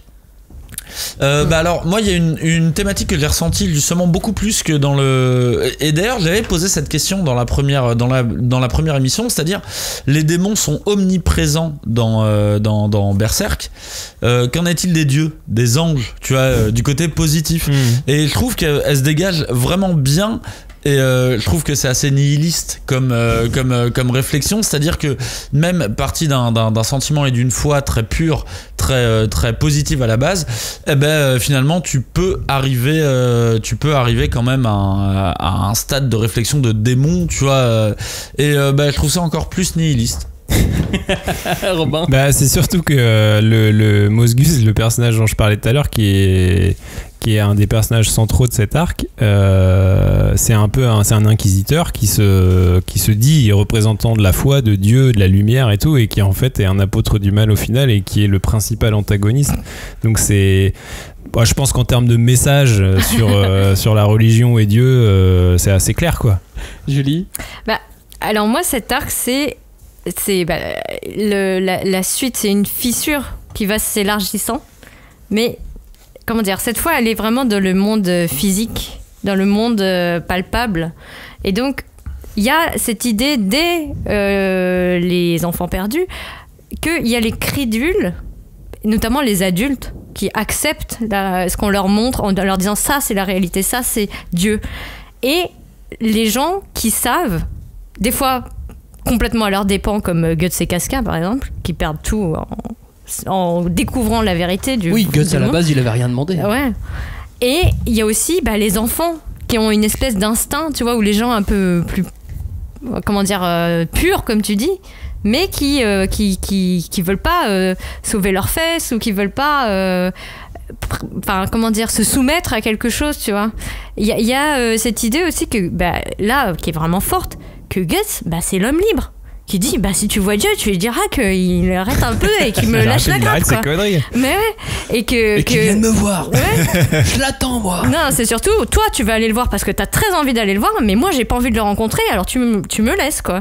Et c'est vrai que en termes de message, etc., tu comprends qu'il y a cette idée que si t'es un homme libre, faut assumer le passé, même s'il est écrasant comme peut l'être le passé de Guts, et faut avancer. Mais ce qui est marrant, c'est que lui-même, dans cette posture, devient une idole entre guillemets, ouais, puisqu'en gros il y a plein de gens qui vont le suivre d'après un credo religieux qui est presque religieux, quoi. C'est plutôt l'idée que l'acte va prévaloir sur la théorie. Parce que c'est là aussi où Guts il dit mais ils savent prier, ça on sait qu'ils savent prier, mais ça les amène jamais nulle part, quoi. Et que lui il se retrouve toujours à être le combattant, celui qui refuse la réalité, qui refuse la fatalité, et tout le monde, donc soit les faibles vont lui dire c'est de ta faute, c'est toi qui as amené la merde, on va te cramer, etc. Et t'as ceux qui disent peut-être que finalement c'est pas si bête de se dire faut sortir les doigts des fesses et y aller, quoi. Et au milieu de tout ça, ce qui est au centre de tout, c'est donc la religion, beaucoup plus qu'avant. Dans cet arc, la religion apparaît, elle est là, c'est le point central, en fait. Oui, au final, mine de rien, c'est quand même ce qui est au centre ce qui est au centre de cette histoire, mais elle est pas au centre de l'histoire de Guts. Comme le dit Julie, au final, Guts, lui, il a son credo. Il a son credo de sa propre histoire, Guts. Alors du coup, ça nous donne une vision médiévale où les croyances prévalaient sur tout. Et du coup, on peut voir ça comme une critique de l'Église et de la foi à l'époque médiévale, mais en vrai, à notre époque, on se doute bien qu'à l'époque médiévale, ils croyaient un petit peu tout et n'importe quoi. Regarde sur les internets. Ah oui, ça m'a l'air d'être une bonne référence, ça. Regarde sur les internets, oui. Et du coup, je trouve que ce qui est intéressant, c'est que disons que dans le cycle de Guts, disons que l'entité démoniaque, le monde démoniaque était à un niveau très local, très personnel, et de la troupe du Faucon. Et là, maintenant, on est au niveau du monde. Là, on est au niveau du monde, que ça soit des croyances du prêtre. Enfin, pas du prêtre, de l'inquisiteur, que ça soit au niveau de Griffith, que ça soit au niveau de Guts. Et là, on arrive à un niveau vraiment où la croyance et la foi devient mondiale. Même si Guts, c'est pas un rôle qu'il veut assumer. Au contraire, lui, il crie à l'émancipation des gens. Mais mine de rien, il devient quelque part un apôtre aussi d'une nouvelle croyance. Et du coup, je pense que c'est vraiment la foi, tout simplement, qui est au milieu de... Ça vous a questionné cette foi, personnellement ? Moi, je dirais, plus que la foi, c'est la manière dont elle est instrumentalisée. En fait, c'est... je suis pas dans la tête de Miura, mais je vois la manière dont il a mis en scène tout ça. Et Julie l'avait évoqué un peu en début d'émission. T'as toute l'imagerie malsaine du christianisme, quoi. T'as l'Inquisition, la torture, la chasse aux sorcières, les croyants qui s'autoflagellent parce qu'ils font repentance et tout. Et en fait, Miura, il a dit lui-même que l'ère des châtiments, la tour des châtiments, tout ça, il l'a un peu construit comme le film Le Nom de la Rose, qui est quand même un film assez critique envers la religion catholique, tu vois, genre... avec Sean Connery. Avec Sean Connery. Et Christian Slater, surtout. On n'oublie pas Christian. Et donc, en fait, même, je trouve que dans l'ensemble de cet arc sur la naissance plus les enchaînés, là, c'est vraiment la manière dont la croyance et la foi est instrumentalisée par des institutions, et pas nécessairement l'Église, puisqu'en fait, même certains rites païens bien. Il y a toute la partie sur les orgies avec le bouc et tout ça qui sont inspirés notamment du tableau de Goya Le Sabbat des sorcières, avec le bouc qui finalement manipule des gens aussi et manipule leur crédulité, leur croyance pour ses propres besoins, ses propres désirs et tout ça. Et en fait ce qu'il y a tout autour de cet arc, pour moi c'est ça le truc central. C'est je pense que Miura, ce qu'il a voulu critiquer et mettre en scène, c'est ça, c'est les dogmes et c'est la manière dont les croyances peuvent être instrumentalisées par des institutions, quoi. Ouais, parce qu'ils passent leur temps à crier au miracle, que ça soit Farnèse, que ça soit Mosgus, l'inquisiteur, ou même les gens qui les suivent aveuglément, qui sont là pour trouver leur salut, alors qu'ils vivent dans la crasse, que c'est la peste, qu'il n'y a rien à manger, que tout le monde est en train de mourir. Et moi, j'aime bien cette idée que, en fait, ce qui est le thème finalement principal, c'est la mise en scène. Parce que il y a une mise en scène du dogme, de la foi, de la peur des gens. Et le maître de cérémonie que tu connais, que tu rencontres à la toute fin de l'arc, c'est Femto, qui se met en scène en train d'arriver en mode... Moi, je suis sauveur, le sauveur ultime. Je suis blanc, je suis pur, je viens d'eau de Zod. Bon, alors là, il y a un petit problème. Mon fier destrier, il se barre à coup quand même de démon. Mais t'as une double lecture. J'ai battu le démon. Il me sert, c'est moi son maître. Mais il s'est pas battu contre lui. Alors qu'en fait, non, il est complice peut-être. Mais non, ça vient pas à l'idée. Après, les gens voient ce qu'ils veulent voir. Exactement. Les gens voient ce qu'ils veulent voir. Et puis tout cérémonial, c'est quand même très christianismant. Ah oui. Parce qu'en fait, malgré tout, une des bases du christianisme, c'est quand même le cérémonial. C'est l'église, c'est beaucoup de choses qui sont faites. Et la figure du Messie, et la figure du Messie aussi. Oui. Et c'est de toute façon ce qui va être beaucoup amené dans la suite de Berserk aussi, c'est-à-dire ce mélange de l'être angélique et des figures démoniaques. C'est très mélangé après. Et c'est surtout que tu commences aussi un petit peu à gratter, notamment à travers la figure de Farnèse, qu'il y a une idée que ça peut être un simulacre. Qu'il y a quelque chose qui n'est pas vrai dans ce message de paix, d'amour, que la solution qui viendrait comme ça, toute droit, venue du ciel, peut-être que c'est finalement quelqu'un comme Guts qui ne vit pas dans la lumière, mais qui a accepté vraiment de porter, d'assumer ses erreurs, que là, il y a peut-être une rédemption, il y a peut-être un chemin. Qui va s'illustrer par ses actes plus que par la croyance, quoi, en fait. Ou par le verbe, finalement, aussi. Vous savez quoi ?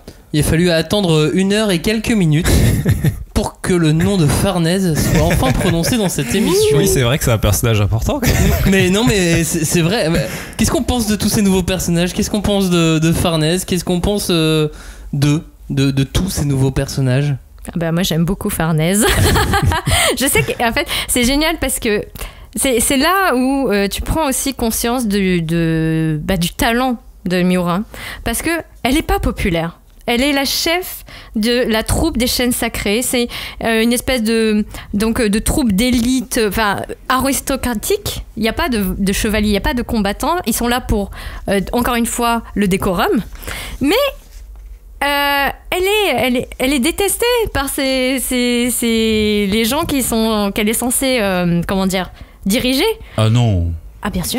Non, elle est pas détestée. Non. Ah si. Non, elle est pas détestée. Elle a au contraire des gens qui croient beaucoup en elle et d'autres gens qui sont un peu plus qui se demandent. En fait, elle est pas populaire du tout. Je sais pas si elle est détestée, mais en gros, c'est vrai qu'il y a dans son camp en gros des gens qui acceptent le fait que c'est leur chef, et il y en a plein, je pense, qui sont un peu en mode oui, c'est la chef. Elle est là, on fait avec, quoi. Mais c'est la poupée. On ressent pas forcément des gens qui la détestent, quoi. Mais je sais pas, mais parce qu'il y a cette idée quand même qu'elle ne sert à rien, qu'elle est là pour faire jolie. Mais elle prend son rôle à cœur, tu vois, parce qu'elle aimerait être utile, elle croit, elle a des convictions qui notamment font que elle aimerait servir l'église, etc. Bon, après t'apprends que c'est une psychopathe qui adore foutre le feu aux gens, mais il y a cette idée aussi que, elle est pas populaire auprès des siens, et en tant que lecteur, tu dis, mais elle est vraiment conne. Enfin, il y a une espèce de répulsion. T'as du mal au départ à apprécier le personnage, et petit à petit, ça vient. Et je trouve que la superposition des deux déroulements est intéressante. Je fais juste un petit aparté, je crois, c'est la troupe des chaînes d'acier sacré. Ah, pardon. On oublie souvent le acier au milieu. Des chiennes. Voilà, c'est bon, on peut parler. Vous voulez parler de qui? De Mosguz? Oui. Ouais, après, c'est ça. En fait, il y a quand même un tas de nouveaux personnages dans ce cycle. Et c'est ça qui est très cool. Et comme disait Julie, c'est que Miura, il est quand même fort pour mettre en scène des bons persos, tu vois. Genre, bah oui, en vrai, Farnèse, même si c'est un personnage qui a une trajectoire compliquée, entre guillemets, c'est un personnage qui est ultra intéressant parce que voilà, c'est un nouveau personnage central et qui évolue vraiment, quoi. Donc ça, c'est cool.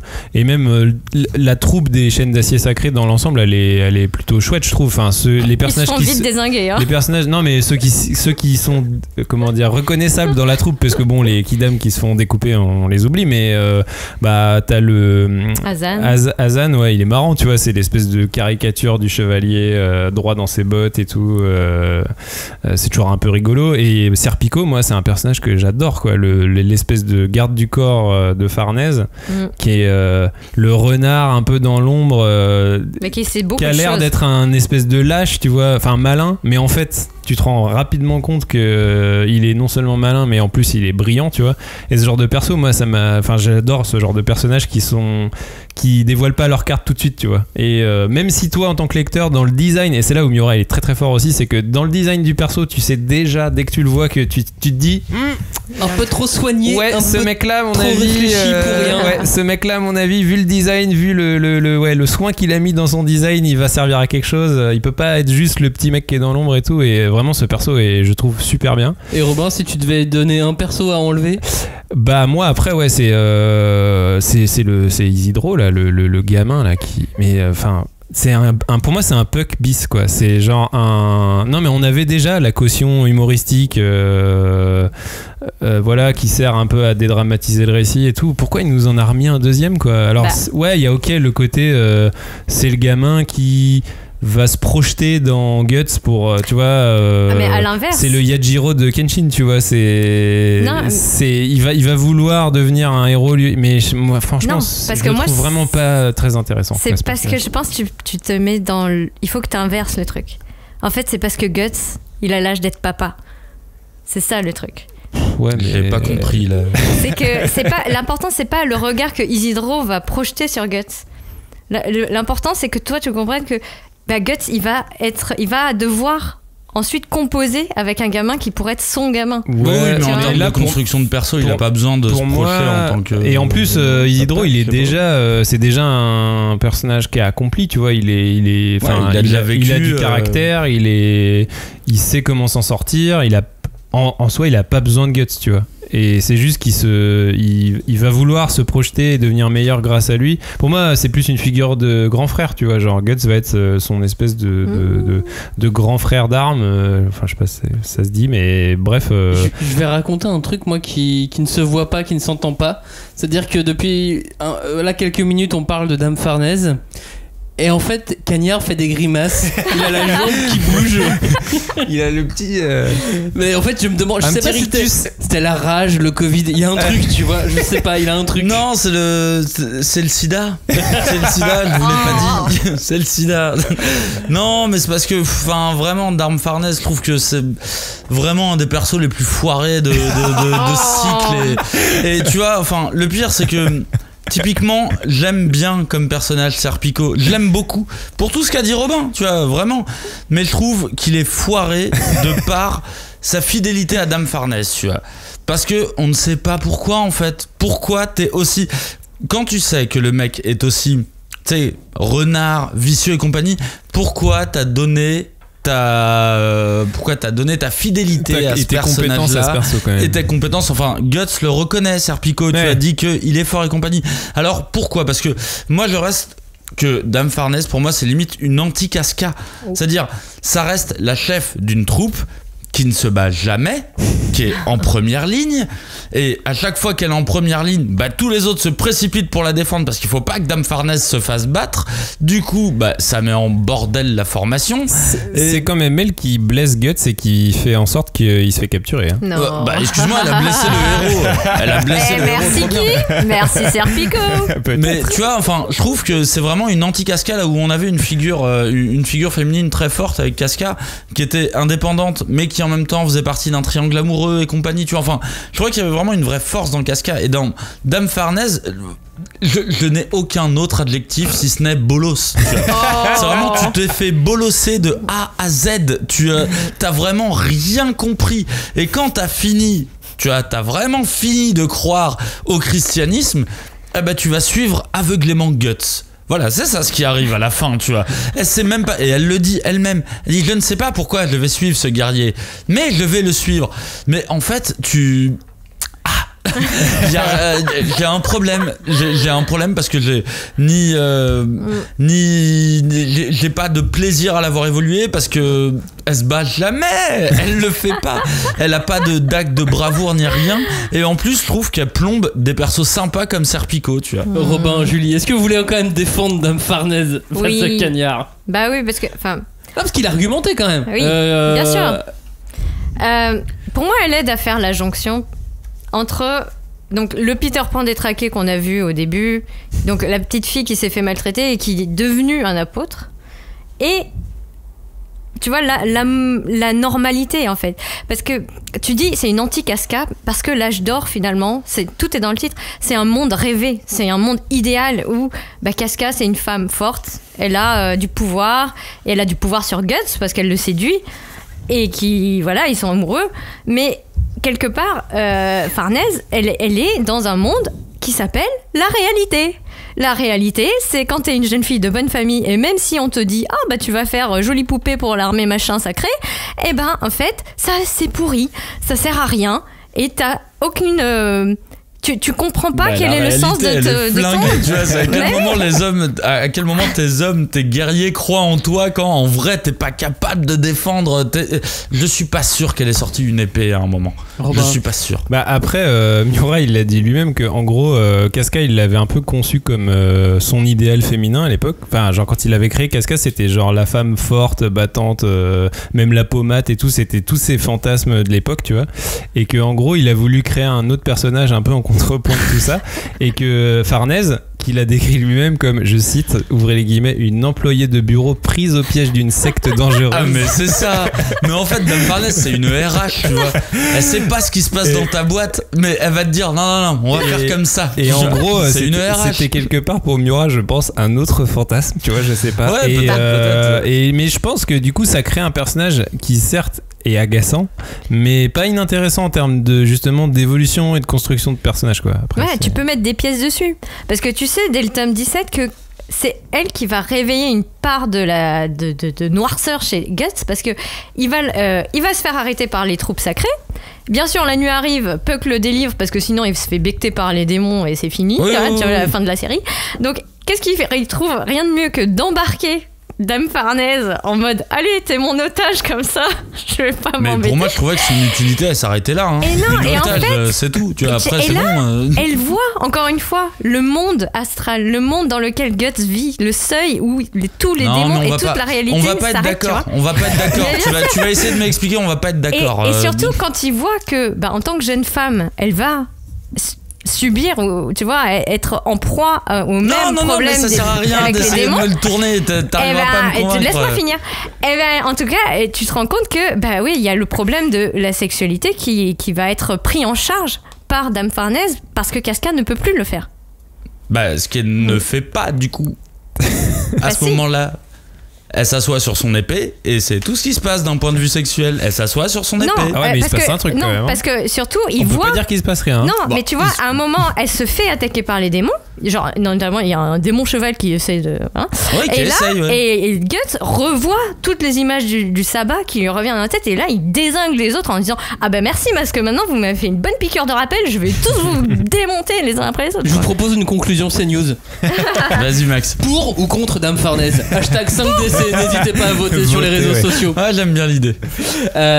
Pour rester sur les personnages, on a finalement pas trop parlé des anciens. Enfin, pas Guts, voilà. Oui. Il en reste pas beaucoup. Ouais.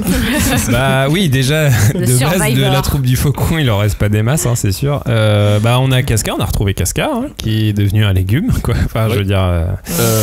C'est un légume avec des bandages sur la tête.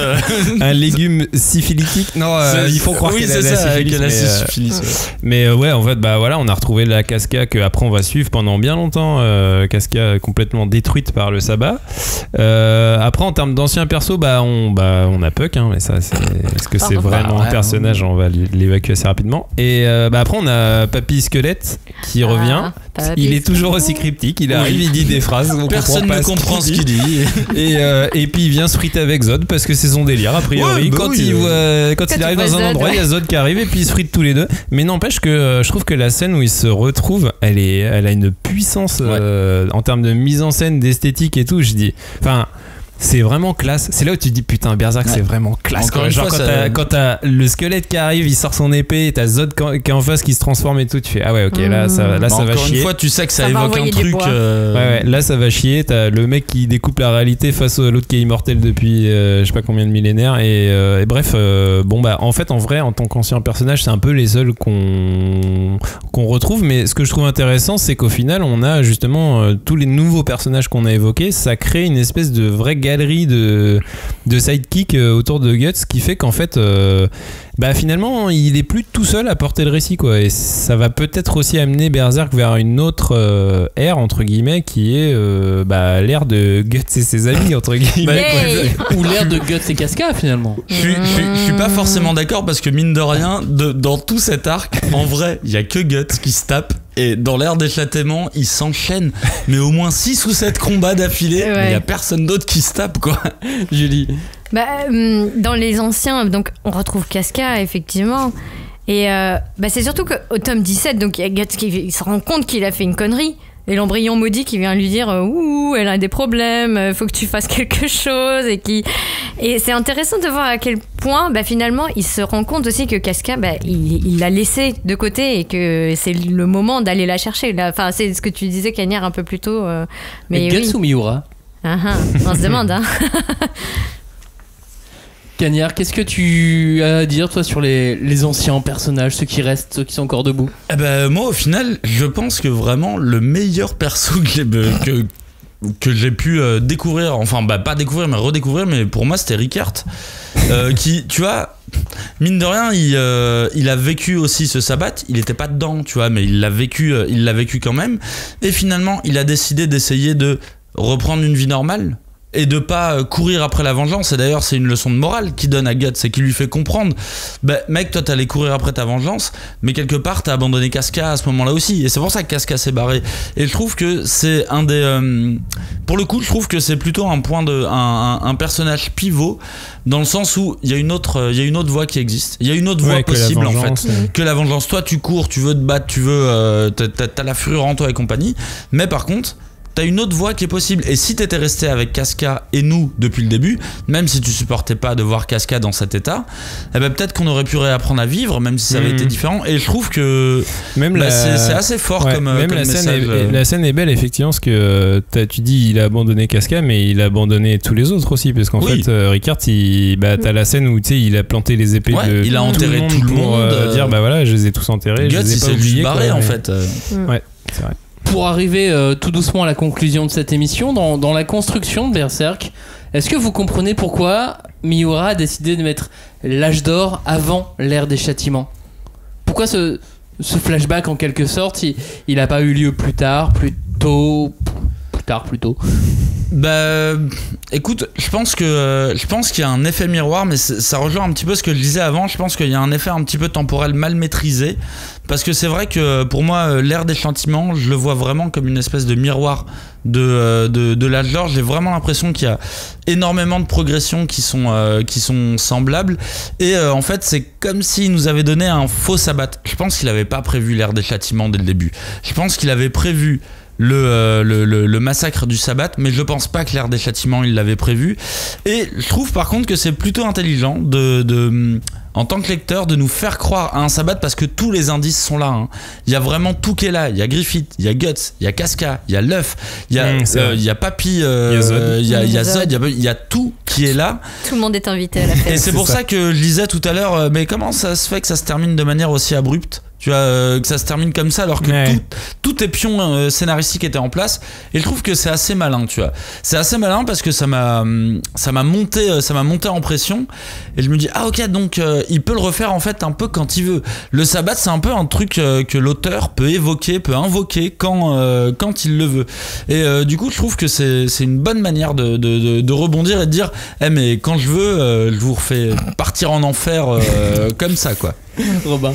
Bah moi on l'a déjà suffisamment dit, mais avec l'âge d'or, Miura il a un peu poussé le principe du flashback à son paroxysme, tu vois. C'est vraiment dès le tome 3 de son manga, il a décidé de plonger le récit dans un flashback qui a duré plus de 10 tomes et qui a donné naissance au climax qu'on sait, et je trouve que ça lui donne raison parce qu'au final on a un monde et des enjeux qui sont clairement posés, et le vrai Guts dont je parlais plus tôt, sa quête de vengeance, elle devient plus qu'une banale histoire de vengeance ou de bien versus mal, tu vois. Il y a vraiment toute une complexité, un truc qui a été posé, et vraiment surtout une espèce de comment dire, d'ambiance de souffrance générale qui est vraiment prégnante, tu vois. Et Miura il dit que la douleur c'est devenu la drogue de Guts en fait. C'est que le mec c'est un drogué à la souffrance, quoi. Il n'avance que en souffrant et dans ses combats et tout ça, et tout ça ne peut être compris qu'à partir du moment où t'as vécu l'âge d'or, quoi. Julie. Bah oui, mais c'est parce que, pour la souffrance, t'as le berserk aussi. Tu comprends que il y a quelque chose dans Guts qui s'est réveillé ou qui s'est incrusté et qui va lui réclamer encore plus de violence, encore plus de souffrance. Et c'est une espèce de vague de fureur qui l'emporte comme ça vers la folie.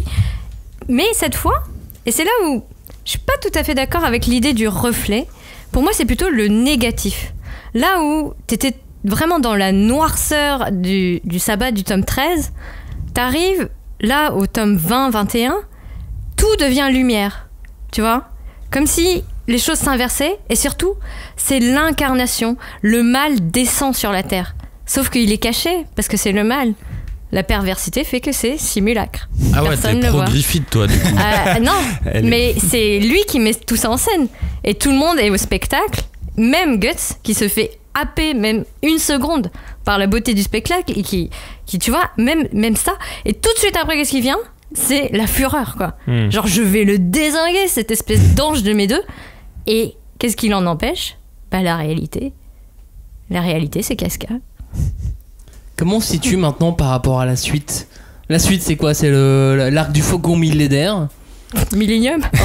L'arc du faucon Millennium, l'Empire contre-attaque. Donc voilà, le meilleur, on va savoir que le père de Guts, le meilleur de la série, c'est Zod. Il va y avoir un petit mec vert qui parle à l'envers et qui...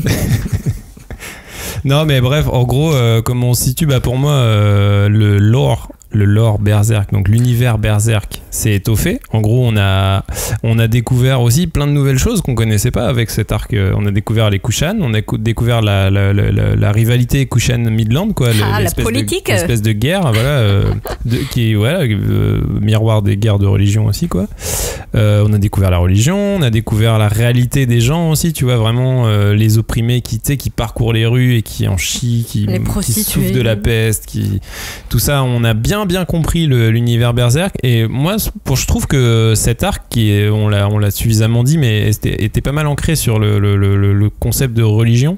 C'était un arc qui était très sur l'humain finalement, même sur les relations entre personnages et tout. Donc à part les enfants perdus qui était un mini arc plus fantastique, mais on était un arc qui était assez centré sur l'humain et qui va laisser la place à un arc qui va être plus centré sur la magie, où là on va effectivement voir Guts qui va rencontrer la magicienne Shirk, qui va être mais en fait c'est long aussi, et qui va être long, et surtout où là selon moi Miura va essayer de faire comprendre qu'en gros le seul échappatoire c'est la magie, quoi. C'est le fait de croire en des choses magiques, quoi. Julie. Pour moi c'est le commencement, encore une fois. C'est vraiment On fait l'histoire. que commencer secrète. dans Berserk. Exactement. Parce qu'il Parce ouvre qu'on des sait pas portes. s'il finira un jour. Donc. Et c'est le commencement du règne de Femto Griffiths, donc qui s'est trouvé un nouveau surnom, donc le Faucon de Lumière. Et c'est celui où donc Guts va devoir commencer à survivre, mais pas seul face aux démons, parce que cette fois il a Casca et il doit la protéger. C'est l'engagement qu'il prend. Et il y a cette formidable double page. Enfin, je pense que les gens, ils la voient, ils se disent pas, bon, elle est belle, mais là, le sens de lecture change. C'est donc des 4 bandes qui se superposent, donc pour un sens de lecture horizontal. Et tu le vois, donc juste avant, il a vu Griffiths renaître. Tu vois la noirceur qui vient et qui s'estompe à la 3e bande où t'entends une petite voix qui est incapable de prononcer des mots parce que, qu'est-ce qu'elle, il lui manque des cases, quoi. Elle peut dire juste gars et tout, et elle réagit parce qu'elle voit Griffiths, ça lui rappelle quelque chose. Et en plus, ce con, il a utilisé le corps de son enfant. Quel bâtard. Cagnard, as-tu une conclusion pour cette émission ? Une conclusion. Écoute, c'est dur de trouver une conclusion à cet arc, mine de rien, mais autant effectivement l'arc des elfes, c'est celui qui m'avait fait arrêter à l'époque. Je l'ai repris quelques années après, et cet arc m'a remis, mine de rien, m'a remis dans le bain. Moi, je pense que c'est l'ère des châtiments, c'est le dernier gros main event qu'il y a avant que Guts trouve l'armure du berserk, parce que mine de rien, il a toujours pas le nom du berserk à ce moment-là. C'est le dernier main event, et après, à partir de là, pour moi, c'est là où le récit commence un peu à se perdre. Attention, hein. C'est plus où moi je suis perdu dans le récit. Je sais plus en fait je sais plus ce que Miura veut raconter. Du coup, ça va être intéressant d'enregistrer les prochaines, parce que vraiment je ne sais plus. Autant là j'arrive encore à trouver dans ma propre théorie, tu vois, une ligne un peu directrice et compagnie, du bien, du mal, de la foi, du courage et compagnie. Autant dans le reste, j'ai beaucoup plus de mal à m'y retrouver. Robin, Julie, avez-vous un dernier mot, ou est-ce qu'on se dit au revoir tout simplement là, parce qu'on a quand même déjà dit des trucs pendant 1h30? Écoutez, moi j'étais hyper content de non seulement réenregistrer avec vous, mais en plus parler de Berserk, qui est un de mes mangas préférés, mais voilà. Moi, je suis juste content. Moi aussi. J'étais tellement contente de pouvoir parler de Berserk. Et surtout, j'ai parlé de négatif. Alors, pour les plus jeunes d'entre nous, ça parle de photographie argentique. Allez vous renseigner. Oui, c'est important de le préciser. Non, mais c'est vrai que ça n'existe plus en fait. Très clairement. C'est vrai. Non, on oublie parce qu'on est âgé. Non, moi je pensais qu'elle parlait de l'ennemi de Flash, tu vois. Ça marche aussi. Merci d'avoir écouté cette émission. Hashtag 5DC pour réagir à certaines parties de l'émission. Précisez bien quand vous réagissez. Ouais. Parce que nous on enregistre et on publie parfois avec du décalage, etc. Et puis on dit des trucs et des fois on a oublié plus aussi. De tout. Donc n'hésitez pas à nous redire exactement à quoi vous réagissez. Hashtag 5DC sur Twitter. Bon, je pense qu'il y aura des réactions par rapport à Dame Farnèse. Oui. J'espère. Globalement. On va se faire un petit épisode. J'espère pas, mais. Non, mais j'aimerais bien qu'on se fasse j'aimerais bien qu'on fasse un truc Starac, tu vois. Votez 1 si vous voulez Caresse, votez 2 pour ou contre Dame Farnèse. Merci d'avoir écouté cette émission. Merci de suivre la 5e de couve. Merci d'être aussi fidèle. Merci à vous. On vous dit à très bientôt. Ciao. Salut. Bye bye.